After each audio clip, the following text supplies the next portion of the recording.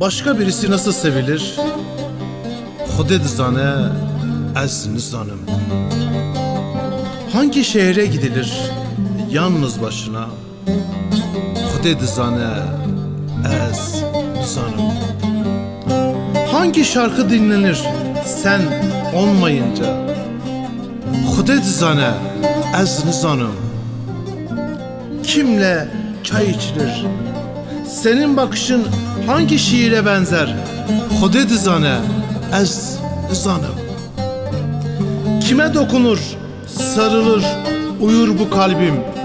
Xude dizane ez nizanım. Gel de anlat şimdi gecenin bu yarısında. Senden başkası nasıl sevilir?